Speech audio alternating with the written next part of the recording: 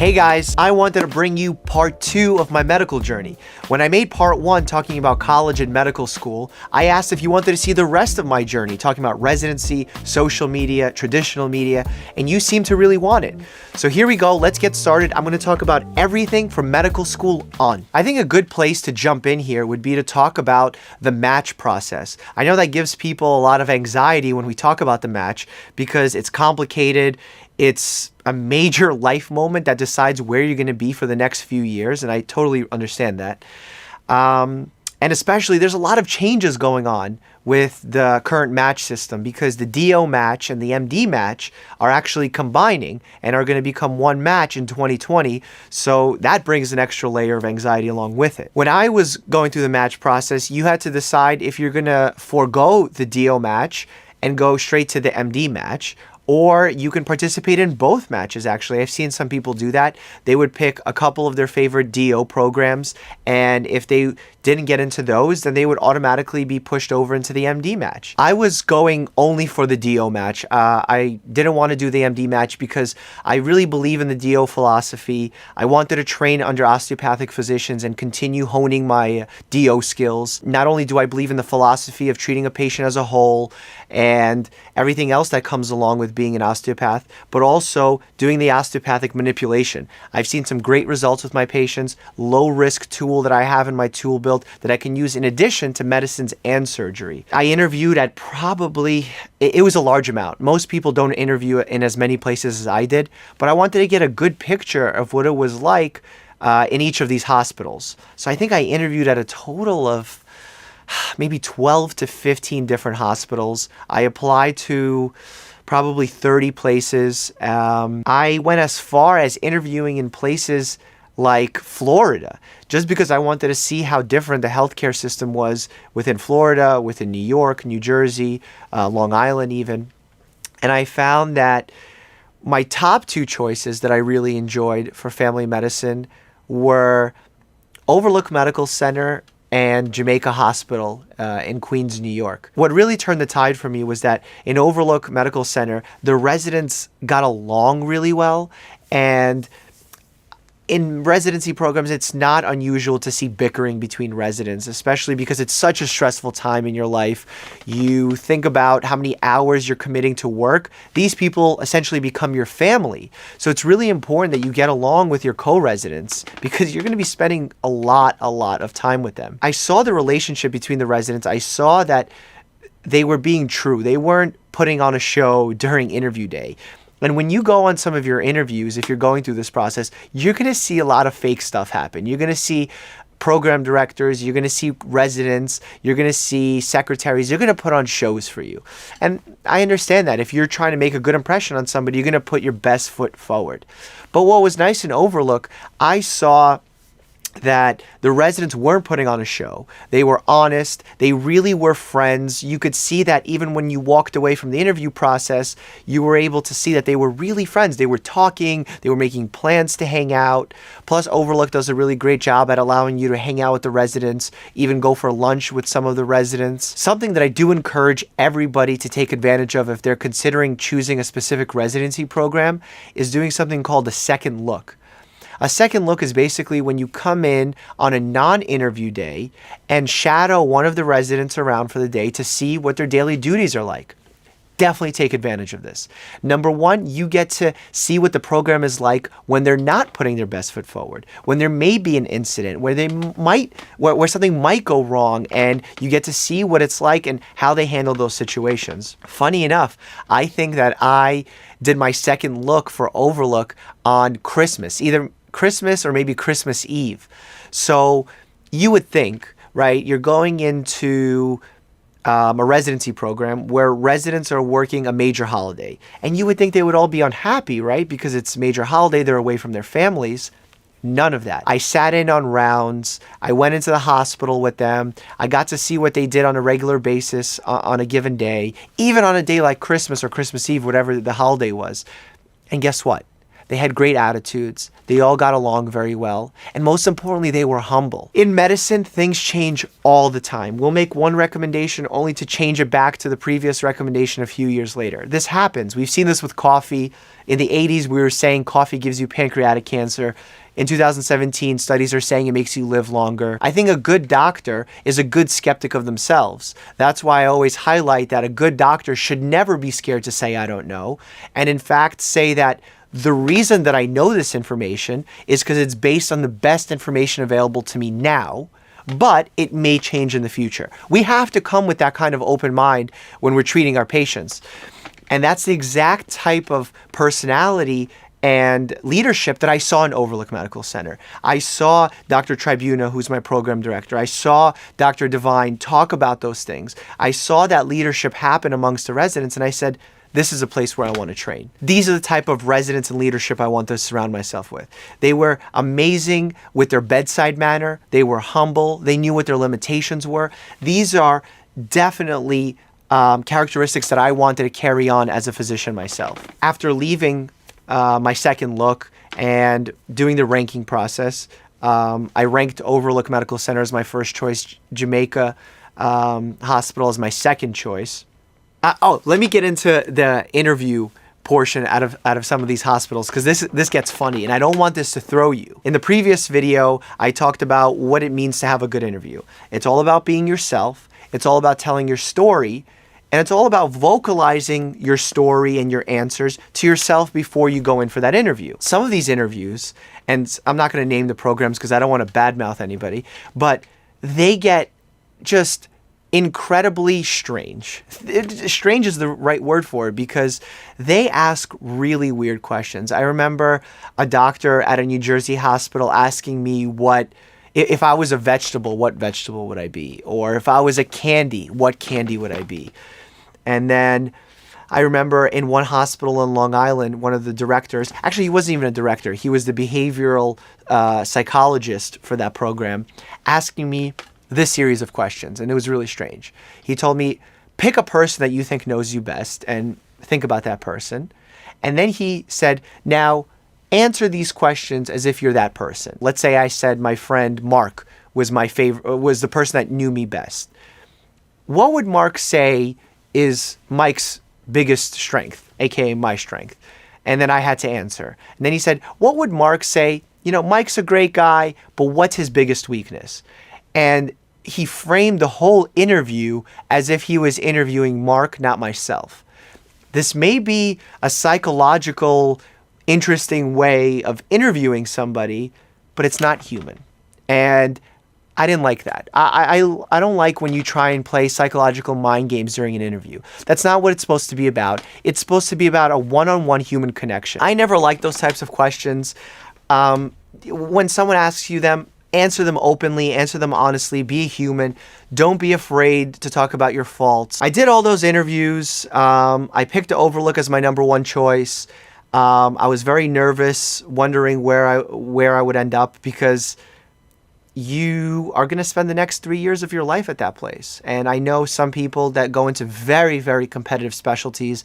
Some of them are competitive because there's only single number of spots in a state. So they apply all across the country, and they don't know if for the next 3 to 5 years they're going to be in California, in New York, in Florida, in Texas. You will see tears on match day. You will see smiles on match day. It's a very, very tedious, unique process that applies to the medical journey. Now, on my match day, I was doing rotations in Trinitas Hospital in New Jersey for my internal medicine sub-I.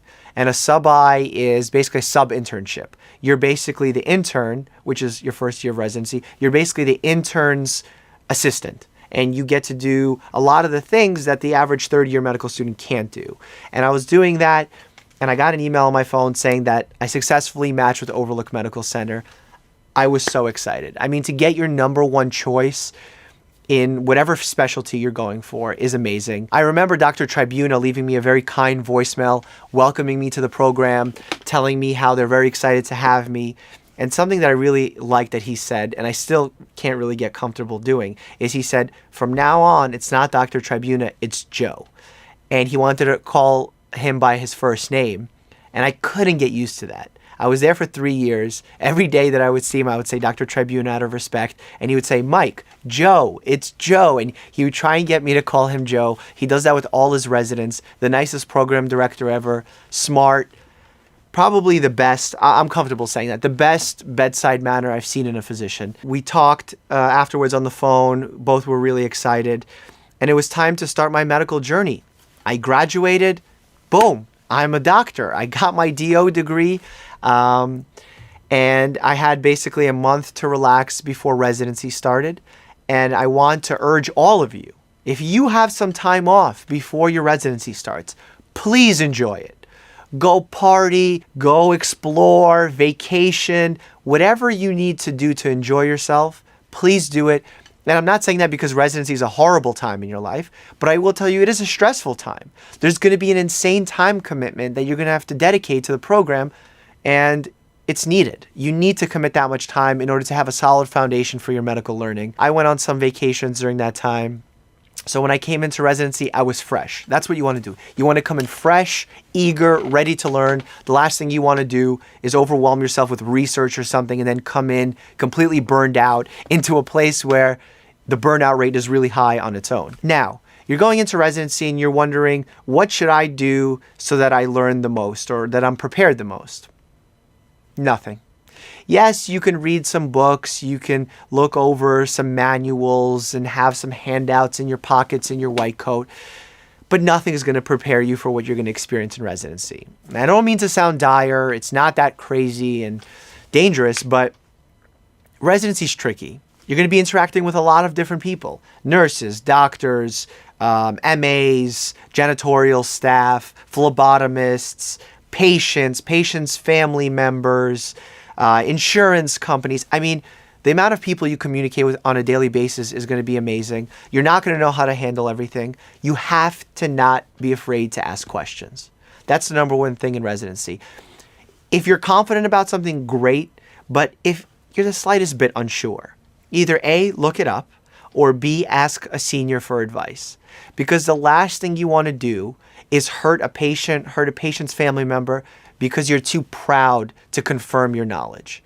I despise that about some people that are what we call cowboys in the field. They think that they read something somewhere on the internet, now they know everything about the subject, and they're going to write all these orders, put in all these medications without double checking. I double checked everything, even things I was somewhat comfortable with. I asked the senior to make sure that they saw me do the procedure, saw me do the order right. So I was treating the patient to the best of my ability. Obviously, as you get more comfortable throughout your time in residency, you'll be doing that less and less, and you're going to be teaching more and more. When residency first started, my first 2 months were on the surgical floor. I was basically an acting surgery resident. And what's interesting about Overlook Medical Center is that not only are Overlook residents there doing surgery, but also Columbia residents are doing surgery there. And that's why, the fun fact, Dr. Oz actually did some of his training at Overlook Medical Center as part of this residency. And basically what happens is, as an intern, you get partnered up with a senior Columbia resident, and they basically teach you the ropes, allow you to carry the pager, scrub it into some operations, basically jump in the first week, and you're taking care of patients. Someone's having high blood pressure, someone's becoming tachycardic, meaning their heart's beating fast, bradycardic the other way, their heart is beating really slow. You're the one that's getting paged first. You're the one responsible. And while I was happy to have that responsibility, I was also nervous. And it's okay to be nervous. Nervous energy can be good energy if it's not chronic, meaning it doesn't happen over a long period of time. You need to embrace that energy and say, this energy, this anxiety is preparing me to take on this challenge of taking on these pages, these patients, and all of that. Initially, when I got some of those pages, I may have been a little too nervous and maybe asked my seniors for too much help just because I wasn't confident, especially because during my 4th year, I did a lot of family medicine rotations where you don't do a lot of surgery. And I was doing that because I wanted to figure out where I wanted to end up in terms of my residency. But because of that, I didn't have a lot of surgical experience. So I relied very heavily on the Columbia surgical residents to help me out. But then, as the weeks went by, I became more and more comfortable in managing the patients. I became more and more comfortable answering pages. And it's really important because when you're on call, it's the middle of the night, you get a page, you have to answer it. Your senior is likely scrubbed in the middle of the night in an intense surgery. And so is the attending. So you don't really have anyone to go for answers unless it's obviously a dire emergency.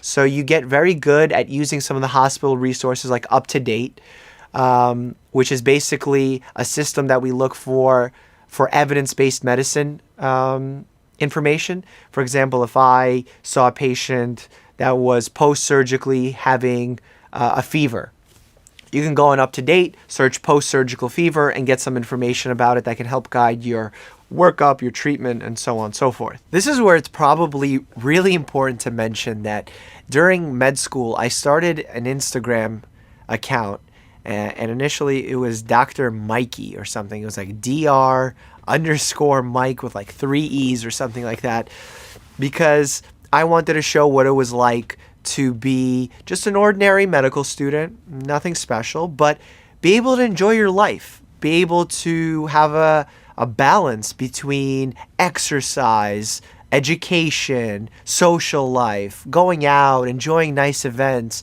but still doing well in school, because I feel there exists a stigma, and I really think it's a stigma, that if you go into medical school, you have to give up your life.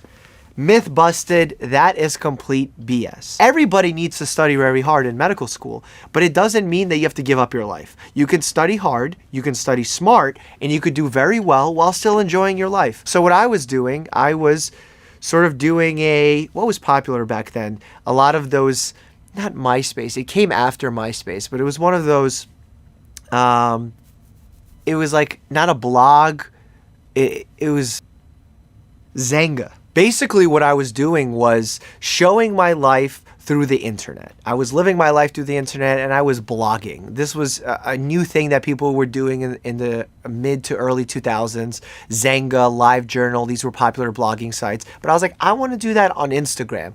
I want to do a photo blog of my life. So I took selfies of me in the operating room. I took selfies with my dog. I took selfies with my dad at fancy events throughout New York City. And people really enjoyed what I was doing. So I built up a pretty significant following for the average person, somewhere 20, 30,000 followers going into residency. It was a running joke during my intern year that people that knew me well, they would make jokes like, oh, Dr. Mike has a lot of followers on Instagram with his 20,000. He was a celebrity. And look, we had fun with it. The nurses had fun with it. My co-residents had fun with it. Occasionally, they would catch one of their friends following me and we would tease them about it. But whatever, it was all in good fun. I thought it was something useful that I was doing, showing, medical students what it was like to be a doctor, maybe people that just enjoyed medicine. And I thought that in the future, maybe this could be of some value. I didn't know exactly how it could be of value, but I thought that it was nice that I can communicate with thousands of people at home, just how I do with everybody in my everyday life. So despite calls from some people saying that taking selfies was unprofessional or being on social media was unprofessional, I saw a greater use for it in the future. So I left it. It didn't take up much time. I would take a selfie here and there. Most people never saw me take a selfie.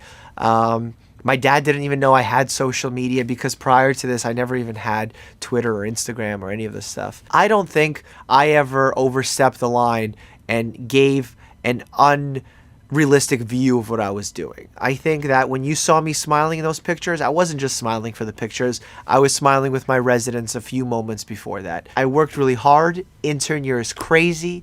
I worked 36-hour shifts. When you're in the ICU, you're working 6 days a week, on call every other day, meaning that when you're on call, not only do you come in at 4:30, 5 a.m., but you go home at 9 p.m. Just think about how little time that leaves for you to sleep or take care of yourself. It's a really grueling schedule. During that month, you learn a lot. You do that rotation, I believe, 2 times in the first year, at least for my program. Boom. I'm in my second year. and you get 4 weeks off. I think this is a requirement. You get 4 weeks off a year during your residency. And during my first year, I didn't really have vacations towards the tail end of that residency year. So I did my first week of vacation in August, September of my second year. And guess what? I'm on vacation, I'm in Florida, and all of a sudden one of my buddies texts me and he said, "Hey man, you're on BuzzFeed." And I'm like, oh man, that's really cool, because while I've done some little news articles here and there, I've done some scientific publications, I've never had something as big as BuzzFeed mention me. And I was like, oh, that's cool. I read the story. It wasn't anything about my medical accomplishments. It was hot doctor and husky. And I was like, oh, that's nice. Like, awesome compliment, pretty exciting. I didn't think anything would come from it. And then as the day went on, I started getting more and more texts from people. Not only about BuzzFeed now Elite Daily, then Huffington Post, then AOL.com, then Time, then Cosmo, then Glamour. And all of a sudden, my inbox starts imploding. I mean, everybody's emailing me that week. Ellen DeGeneres people, Steve Harvey people, everybody is saying, if you do our show, you can do our show, but you can't do their show. If you come on Fox, you can't do CBS. By the way, I don't remember exactly who said what, but this was all being said.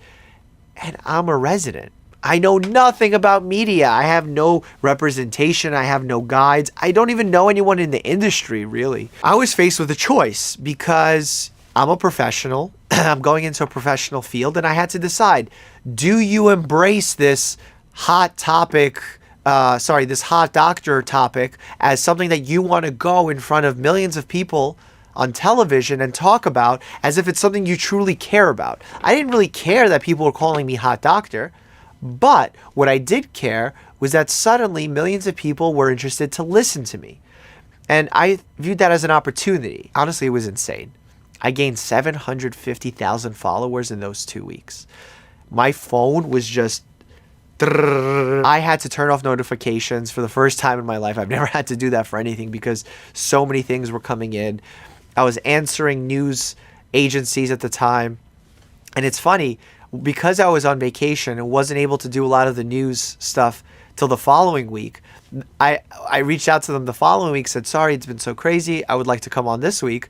They were like, oh, no, you're old news, man. Like, you were on last week. We talked about you last week. This week, we have no use for you. And I realized how cutthroat the industry was very quickly.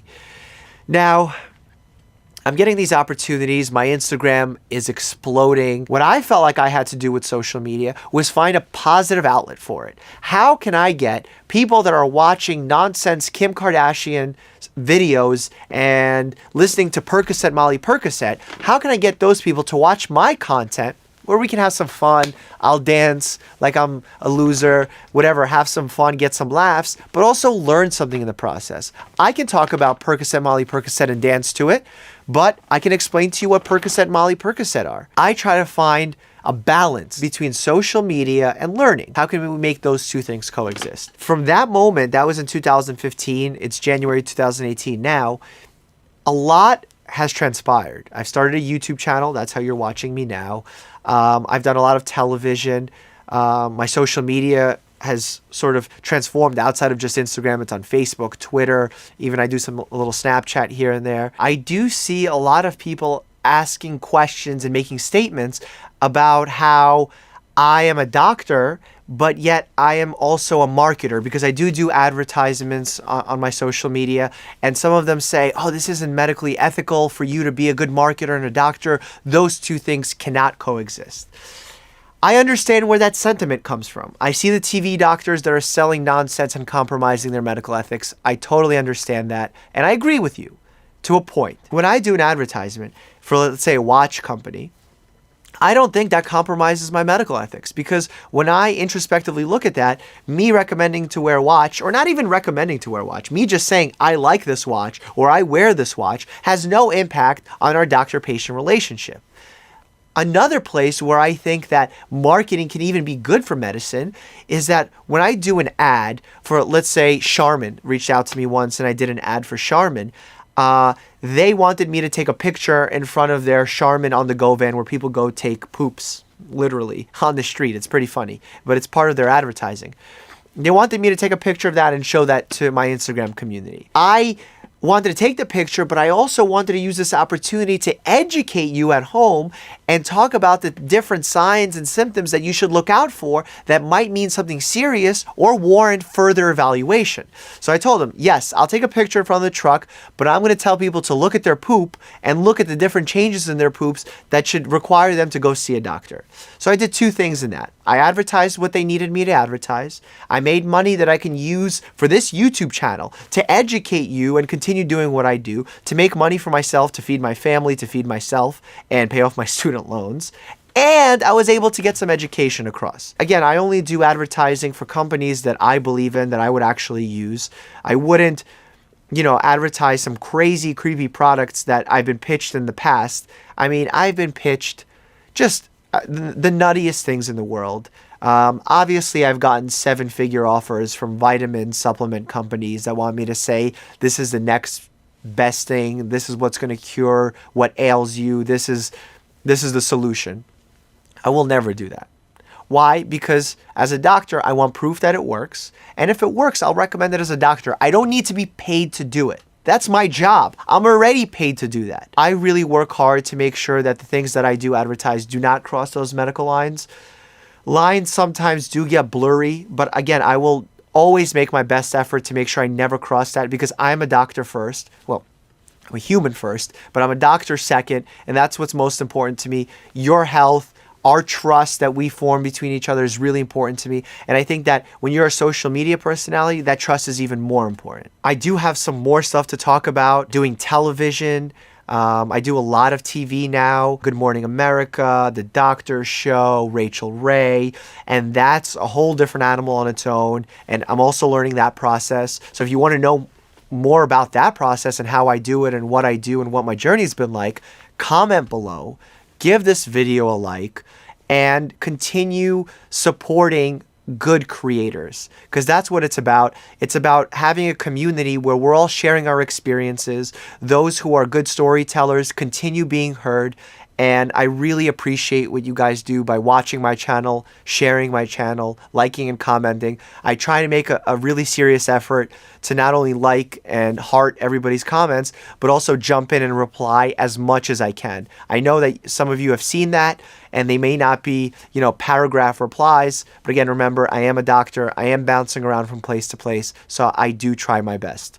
As always, guys, thanks for watching. Stay happy and healthy. I didn't move my chair, did I? This sound isn't annoying. Water, please.